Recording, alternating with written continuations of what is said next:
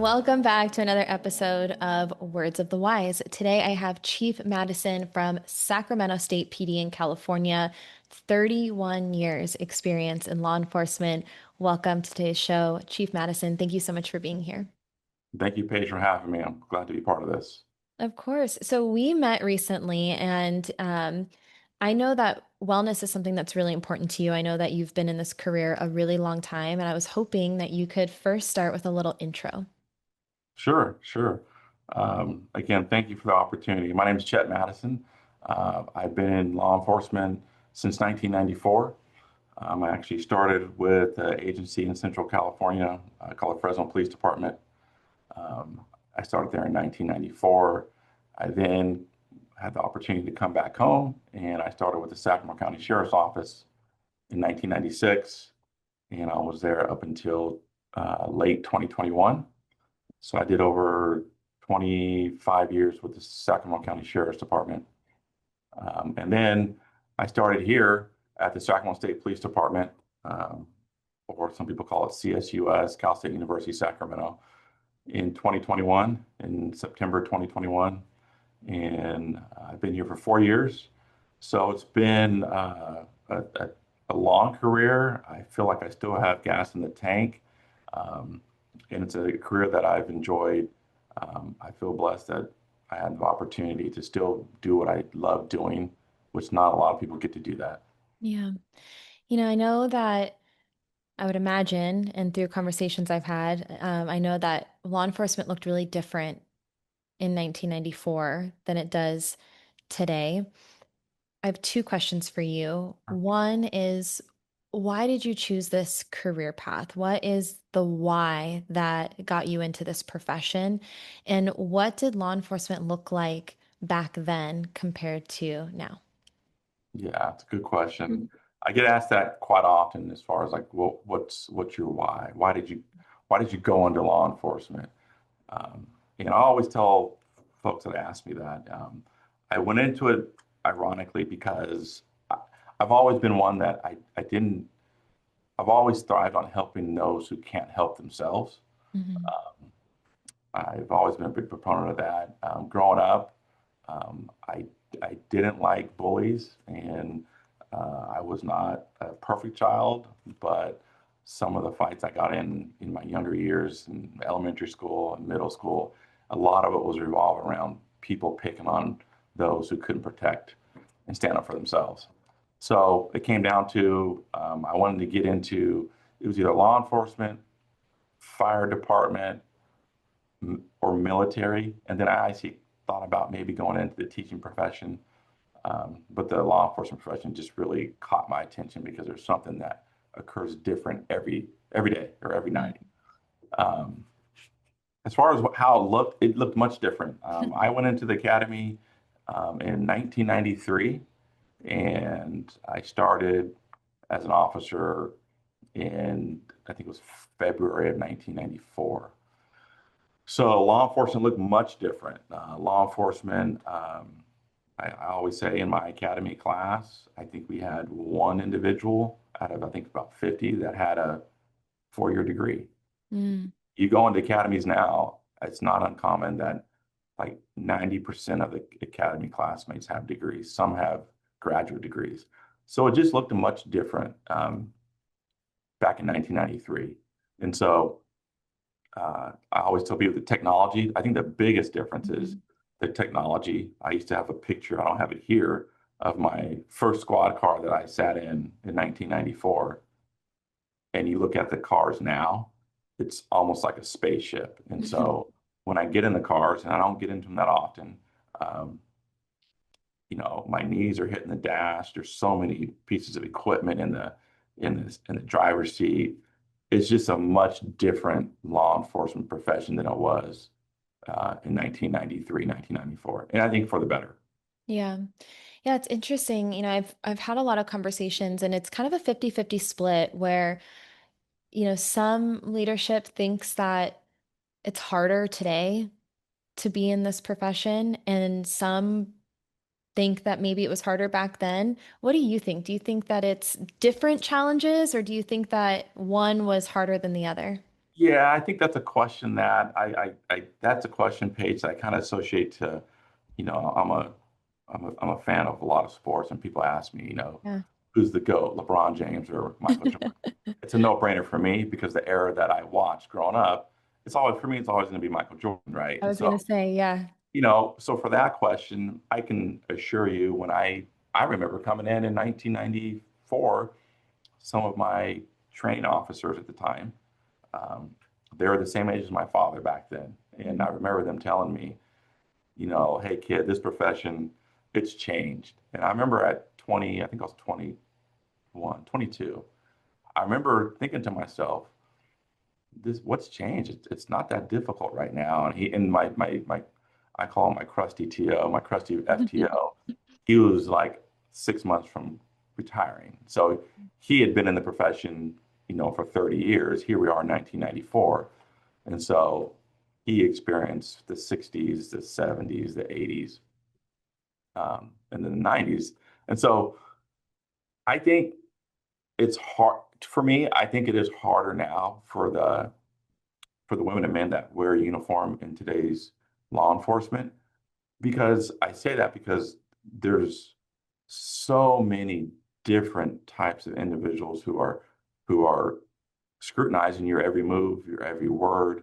Um, and sometimes that's good. But I can tell you, in 1994, 93, occasionally we had someone that had the big, large VCR cameras on the street. Yeah, Today, 99.9% of the folks in the community, they have a they have that same camcorder. It's just the size of a phone. And right. so I think it's a little more difficult. I think um, the profession itself demands a lot. Um, but I do believe that the folks we have now patrolling our campuses, our communities, our neighborhoods, I do believe they were better than what we were at Mhm. that age because I think they can multitask a lot better than we could back then. And I think the only difference now is this generation, in my opinion, they want to know the why. Yeah.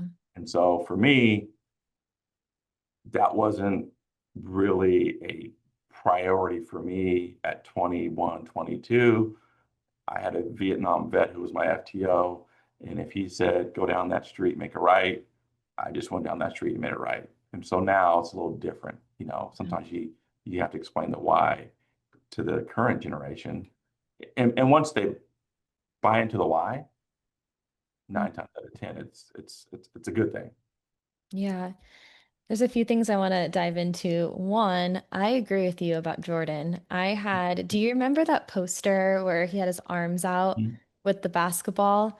Yeah. I had that in my room growing up. Yeah. And so, yeah, you can't convince me otherwise either. But I find it really interesting.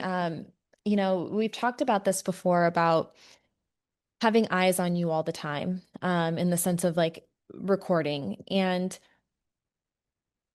I think that if I was walking through my day to day and I knew that everywhere I went, people were recording my every move, it would add so much more pressure and stress to my day and my life, even though I operate in a way where I feel like I have high integrity and, I'm not a mean person. I don't make, terrible decisions. I do the best that I can, but I, I can only imagine the stress that it puts on your decision making and the things that you do day to day, knowing that that's around. And I think that could be good and bad, right? Like we know that like a lot of times it's good to have that to like, be able to show that you did do the right things. But I can only imagine that amount of stress and pressure of just knowing everywhere you turn. It can be taken out of context. It can be scrutinized, like you said. The one thing I thought was really interesting in what said is getting the buy-in by knowing the why.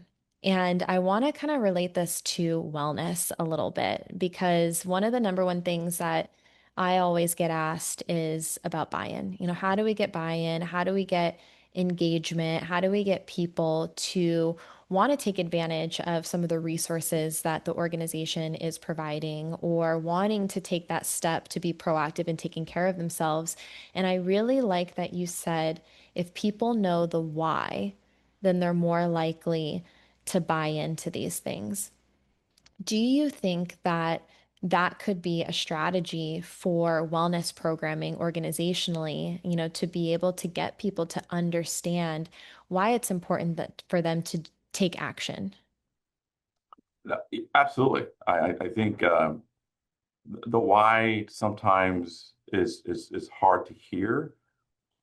But most of the times, once you hear the why, like, hey, here's the reasons why we're doing this, uh, Yeah.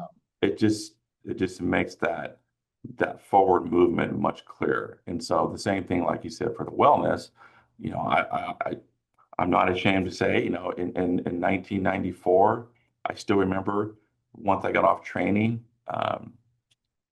we would routinely after I worked swing shift. So I remember we would get off our shift and there'd be about 8 of us. And our routine was let's go get a 12 pack and we're going to go find a parking lot and we're just going to talk about the shift, what we experienced, et cetera. And I was very young. But fortunately, you know, I didn't continue to do that for years and years and years. Um, but I think it gets back to the why. Like I think you look back, if you reflect back, like, hey, if we explain the why, as far as like, hey, you gotta you gotta move, you gotta do cardio, you gotta do strength training, you gotta stretch, you gotta do all that stuff, so that when you do get in that foot pursuit or you do get in that altercation, because 9 times out of 10, um, in my experience, when you have those physical altercations or those sudden movements, it's never a, hey, in about 10 minutes, you're going to get in a foot pursuit. It's never a warrant. It's usually Right. just instant, right? And that's when, and I'm sure we'll talk about it as far as the stressors and why so many of us in the law enforcement profession have, you know, heart issues because the adrenaline, it's like this. You go from Yeah. just quiet, or not quiet, but just call to call to call. And then suddenly you hear that radio call and someone screaming on it. And then inside, your adrenaline it just starts going, 100 miles an hour.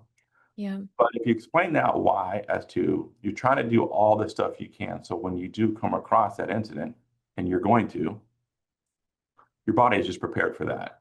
And I do believe now, I think the why is explained more. 30 years ago, there wasn't really a why. It was just go do this.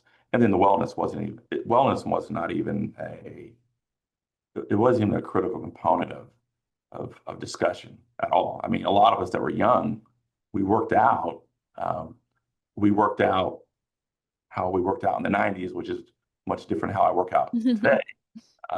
But there just wasn't a lot of education and information as far as wellness for the officers. Yeah. I really like because I think that a lot of times when we talk about wellness, there's still kind of this like stigma. I think it's going away in a way, but I do think it immediately you're like, oh, we got to talk about our feelings, or it's, wellness. But I love how you related it to the functions of the career and safety on the job. Hey, like you need to be at a certain physical capacity and level to be able to perform these functions of the career in an effective and safe way. And here's why, and here's how.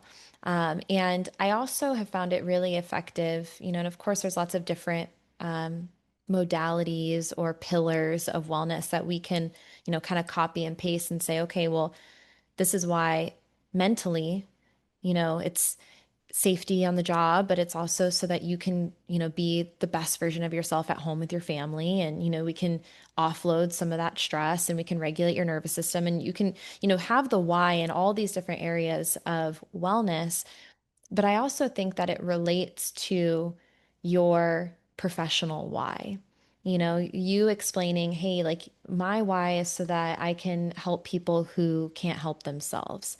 And in order for me to do that, I have to be physically and mentally in a place where I can be effective, and I think that if we can start providing that sort of messaging, especially to the younger generation who's maybe hungry and craving that why explanation, then I think people can get on board with some of these things and be like, oh, that makes sense. No, no, You I know, agree. I agree. And I think again, I think our current generation, I just think they're a lot wiser than we were um, at that age. Now, I think there's some components that I think we did a little bit better, but that's not to say that they're not doing it wrong. I just think, we didn't rely upon a lot of the cell phone, the technology. So we had to get out of our car. We had to I'm gonna go talk to Paige and find out, okay, what's going on. I'm gonna call her. I'm not gonna text her just because I want to talk to her in person to see, is she telling me the truth? Is she having a problem, recounting the story that she gave my partner 20 minutes ago? And so, but overall, I think this generation, I do believe that they are wiser. Again, getting back to the why, I think they really thrive in that. And I thought about this while you were talking, and I reflect back to like our diet, 30 years ago. Mhm. And when I say diet, I still remember, 10-hour shift, you're going call to call. You don't really have a lot of time to eat. You don't have an hour and a half to eat. I mean, there were times where we would quickly hit the taco truck and pull over to the side, and we would down, three, four small street tacos in like 10 minutes. And we're just feeding our mouths as quick as we can because we know the calls are pending. And so doing that, 4 days a week, 12 months out of the year, it's just it got to the point like, okay, there's got to be a better way. And Yeah. so now I see this generation page where they bring their lunch, and so I'm like, again, I think they're wiser. I never bought my lunch back then because we were always like, hey, we're gonna go out, we'll find something to eat on the fly. And so I, Yeah. I think it is it's sign of times, know better, do better. Uh, Hmm. and I think that's kind of where we're at in today's environment with law enforcement. I want to give credit where credit's due because I think that the reason why the younger generation knows better so they can do better is through this type of conversation. It's through leaders who have been in this profession a long time. And, I think that everyone has the ability to be a leader, and have a leadership presence. But by having those conversations of like, hey, like, this is what I learned. Learn from me. You can do this better. Or like back in the day, we used to do it this way. Don't do it that way. Or, Oh no, yeah, yeah, we did this really well or we did this not so well. And so I think that every generation learns from the generation before them, both good and bad. And so I think that everyone who has been in this career for a long time plays a role into setting up the next generation for success. And I'm curious to know, some of the things that maybe you have learned throughout your career, maybe times where you didn't have resources and you felt like you needed them, that you can kind of pass on, some of the things that helped you to get through those things to someone who's maybe a little bit earlier in their career. sure. I think the resources that were lacking when I first came into law enforcement, I think it surrounded the, the stigmatism of being, oh, you shouldn't talk to someone, and that's being weak. And Mhm. so I know in the 90s that just was not really um, wasn't talked about. I mean, it was very common where if an officer got into a officer involved shooting. Back then, I think it was 3 days. You get 3 days admin time. Um, and then a lot of the officers were like, I'm ready to come back after a day. Mhm. And sometimes they did. And I think they got to the point like, no, you're going to be off for 3 days just so you can make sure that you're okay. You're going to talk to someone. And there's a lot of pushback with that because of the stigmatism of, hey, you're gonna go speak to someone about your feelings, about what occurred. Um, and then that's kind of to the extreme. But then you look at some of the calls that we were going on, I know early in my 20s, I mean, there were calls that we'd go on and, you have someone who decided to take his life and you walk into a residence and you don't know who this person is because there's no remnants of of his head because it's gone, Yeah. and so you go through that, right? You process that scene, um, and then 30 minutes later, hey, get back in the car, go to the next call for service, and you're dealing with something totally different. And so back then, to say, hey, I kind of want to talk to someone about this call. I never dealt with this, or this reminds me of a certain situation. Back then, the sergeant would have said, hey, suck it up and get back in the car. You got to handle those calls for service. That's something I think we could have done better. And I think over the years, as you mentioned, I think we started realizing, hey, this is this isn't working. We got to do something different. And so those resources, they just weren't around back then.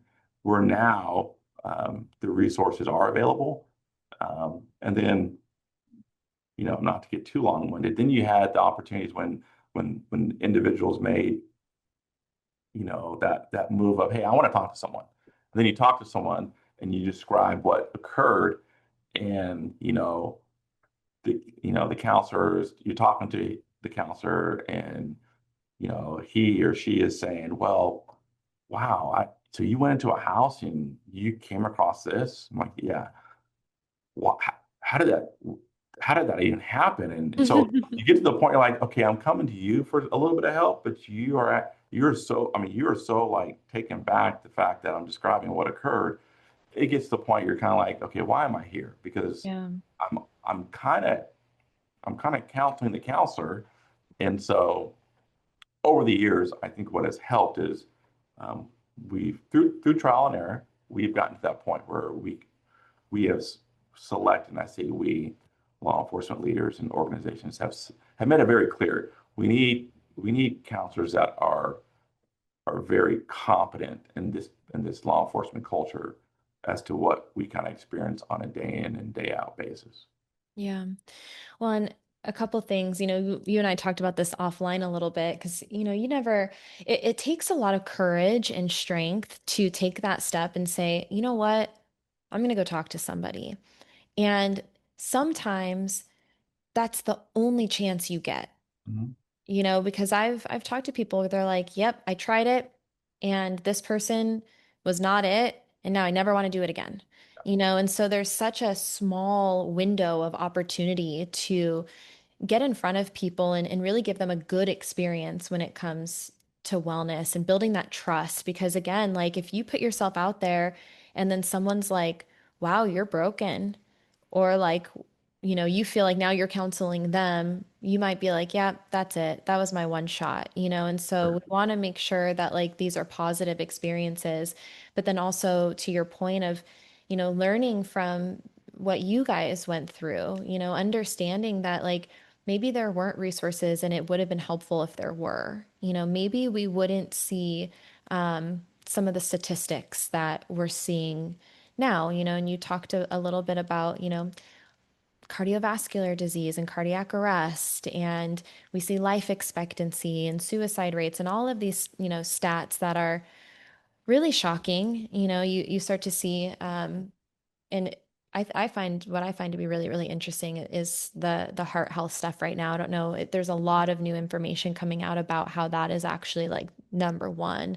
And so maybe those things wouldn't have been so severe if these resources had been available earlier. But then again, you don't know what you don't know. And so now that we know, it's like, how can we start being more proactive about those things? And I know that there are some things that you do for your personal wellness. I'd love if you'd share some of the things that have worked for you.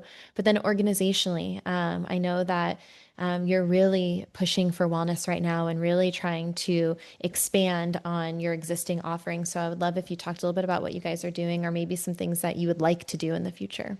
Sure. And we're exploring all potential options, and it's getting it going, like anything else, right? Getting something going is just that's the hardest part. And Yeah. so, I'm trying to make an effort to, make sure that, there's appropriate funding. Right now, the budget's it's very bleak, Yeah. but um, one of the things that I do want to see is again having that education of letting the officers, and I say officers, it's dispatchers, it's everyone Yep. in the organization, and just making sure that they're aware of, you know, being confident of your having wellness competencies, and knowing, okay, you know what, this I got to start doing something different because I'm too stagnant, or my diet, or whatever the case may be. And in addition to that, um, obviously the mental wellness as well, as far as you need to talk to someone. And so, we don't, I'll be the first one to admit, we do not have an active wellness program right now. I'm familiar with agencies that surround the campus that have a very robust wellness program. And I want to get there one day. That is the plan. Because I do believe if you're taking care of your people, the people will take care of the organization and the community. And like you said, if you're broken, that's not good for you. It's not good for your partners, not good for your community. And so we just have learned through the years, this is working. And we've had some experiences where, we have officers or personnel that made that, like you said, that leap of, I'm going to try it. And then they try it and they're like, wow, I really enjoyed talking to him or talking to her, and it was great. And then what that does, Paige, at least in the law enforcement world, word of mouth is everything. So once you pass it on, like, hey, I spoke to this person and they were solid. They didn't judge. They didn't like squirm in their seat because I brought up a very graphic call for service. And so that's one of the things that I really want to try to expand upon is letting, our personnel know that it's okay to reach out for help, number one. And number two, reaching out to the right person to making sure that you're comfortable expressing some kind of deep emotions, feelings of what you experienced. Yeah. So it's still a work in progress. I want to see us expand over the years so that we can be one of those organizations where it's like, hey, no, they have a great wellness program. Yeah. Well, thank you for sharing. And I think it's so relatable. I talk to a lot of leadership across the country, and maybe it's just the people that I talk to because, like attracts like. So I think, the people who I talk to, especially on this podcast, are people who care about wellness. But funding's tough this year, especially. Budgets have been really hard. And there are a lot of other leaders across the country that are in the same boat where they're like, man, I really, really want it. It's just about implementation and how do we get there within the constraints that we have right now financially. And so I think that's extremely relatable. And I'm excited to see, what happens in the future and how your programming progresses. I also really appreciated that you talked about teams. So it kind of goes back to like the sports mentality. And I really, really, truly believe that if you support every individual, and you talked about this, every role, so dispatch, like admin, everybody, everyone within the organization, not just sworn, but everybody, if you support the individual human lives within the organization and you can help to elevate, improve upon, and even if it's incremental, improve their lives in incremental ways, then the team elevates. Individuals elevate, then the team elevates. And when you have a stronger team, then everyone feels more supported within that team environment as well. And so I like that you said team because I was like, yes, I'm like, Yeah. it is a team. And how can we focus on each person? Because everyone's different, everyone's getting to different things. But then when you do that, the organization also thrives. So I'm excited to see, where you guys go in the Yeah. I'm next looking few forward years. to it. Yeah. My final question for you before we wrap for today, and I'll let you take the floor if we missed anything or if you want to add anything, is for the younger generation. You've been in this career a long time. You've seen it evolve. I'm sure you have lots of insights and wisdom that you can share, but what is maybe one piece of advice that you would share with someone who's earlier in their career? Maybe something that you wish you would have known sooner, or maybe something that helped you along the way. I think Probably patience, um, Mm. and that this career is it's not a sprint. I'm pretty candid. I say my first 10 years being in law enforcement, I was trying to find myself. I knew what I wanted to do. And for me, my thing was I wanted to eventually go into narcotics. Hmm. But I always say be patient. It's a 30-year career, um, 25 to 30 years. I think for this generation, it's probably gonna be close to a 30-year career just because of Yeah. the retirement changes that been made. So take your time. I've had a lot of my colleagues have said, "Hey, I want to be a chief, or I want to be a captain," and I said, "Okay, that's great. Right now, you're an officer. Are you being the best officer you can right now?" I'm like, "What do you mean?"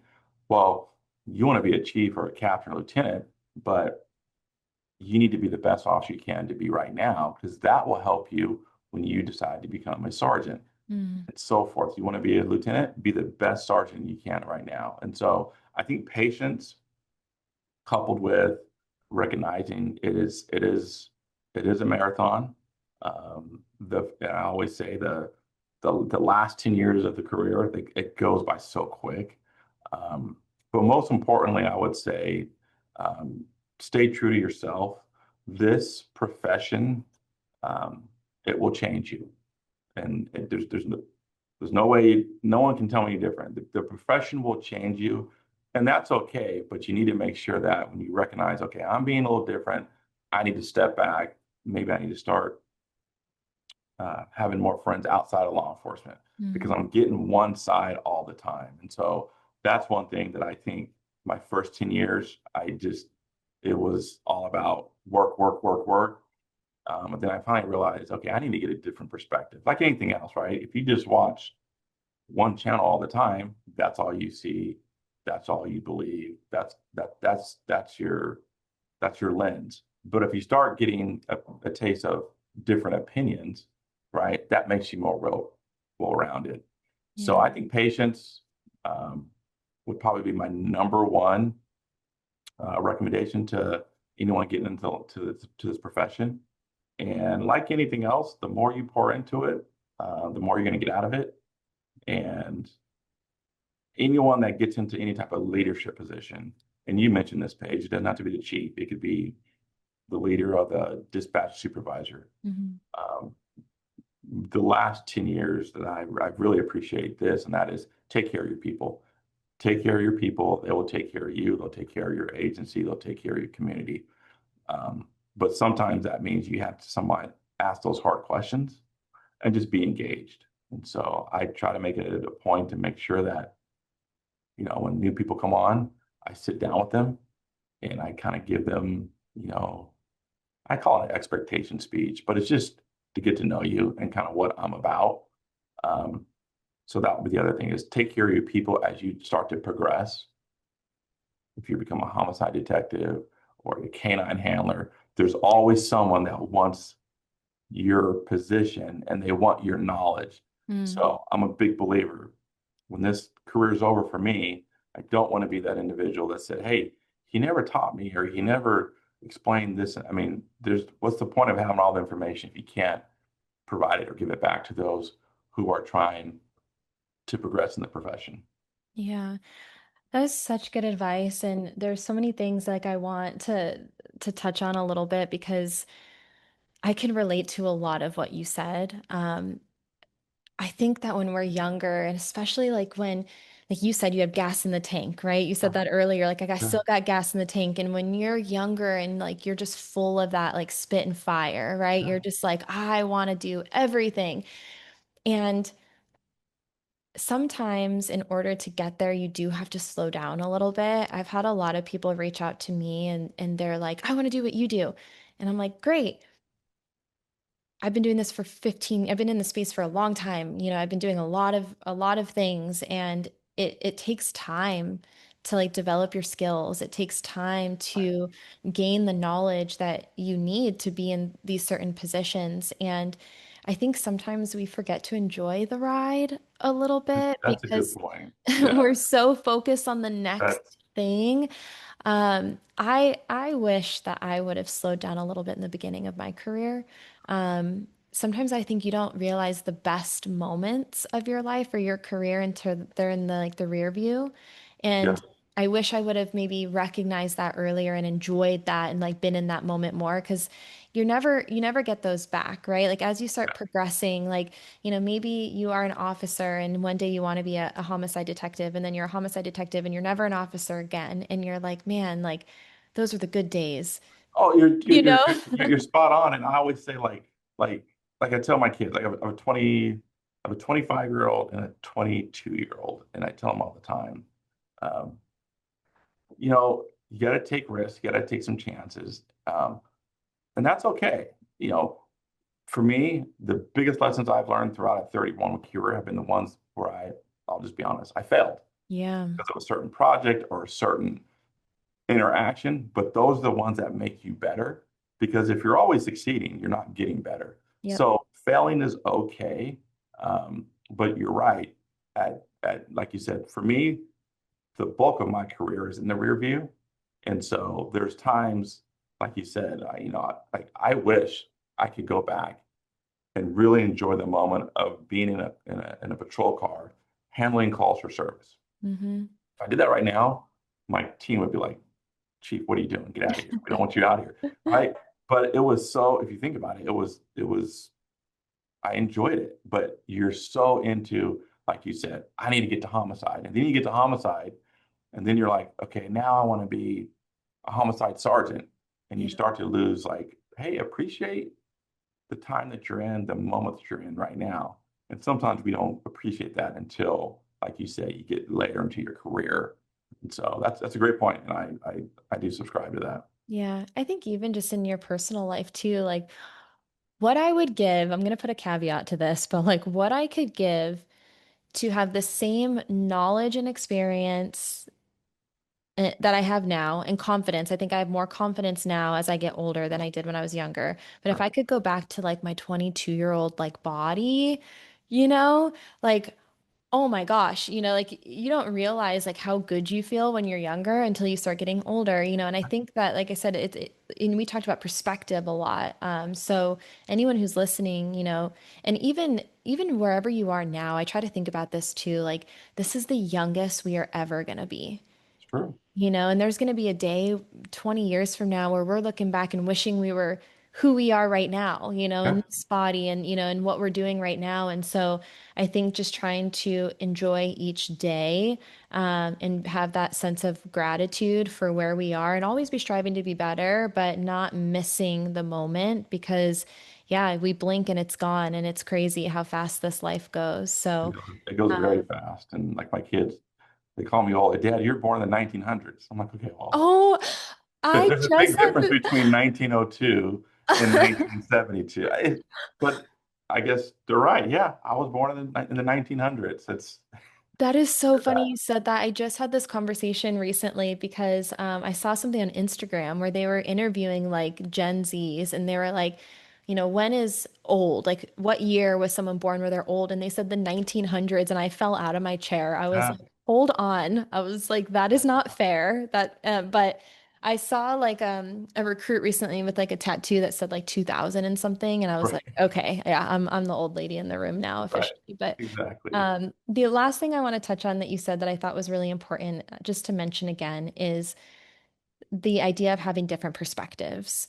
I completely agree with you. I think that that is so important for our growth and development, even if it's a perspective that you don't agree with. I think that it's really important to have an open mind and hear different perspectives so that you can understand why you have your perspectives. You can, expand your mind into thinking in different ways because you can learn from everybody. I really truly believe this, that you can learn from every single person, good and bad. But I've talked about this on the podcast before, but you just had me kind of think of it in a different way.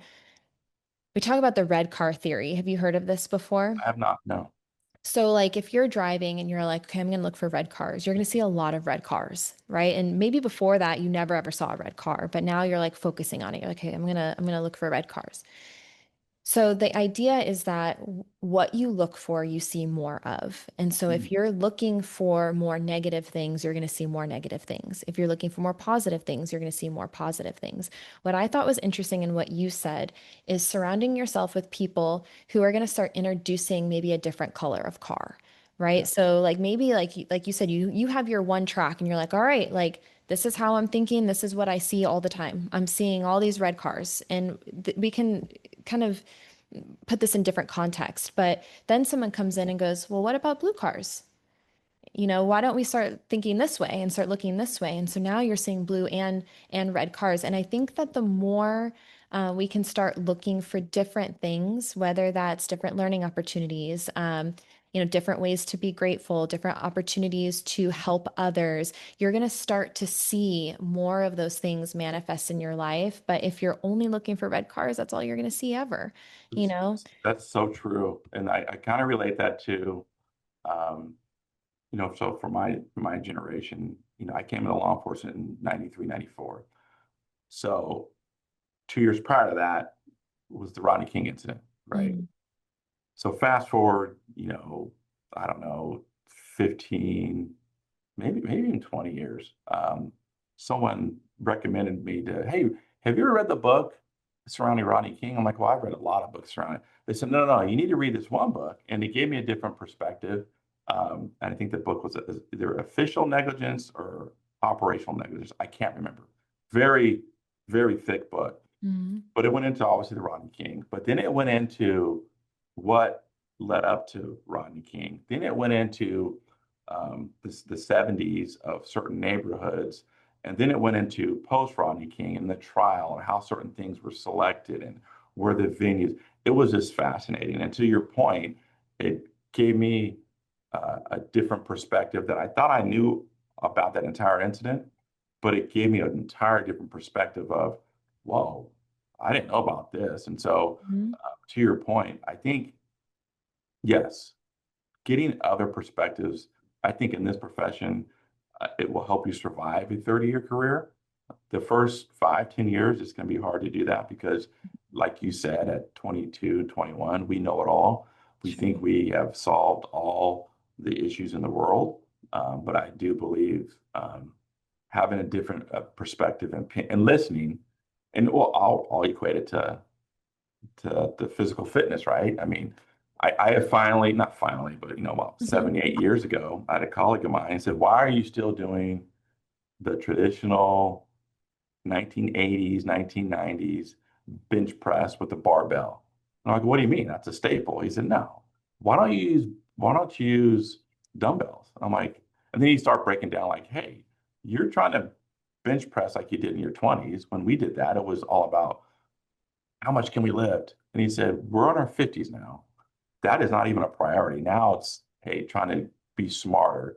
And Mhm. so, again, getting that different perspective of other individuals who you trust, Yeah, it just opens your mind to other things. And so you're not just focused on, hey, this is how we've always done it. exactly. I agree. Well, I appreciate your time so much. Thank You you for bet. coming on here and sharing your background and your words of wisdom. I really appreciate it. And I'm looking forward to staying in touch and seeing how things progress within your organization and within your career. So thank you. Thank you. And I appreciate the opportunity, Paige. Of course.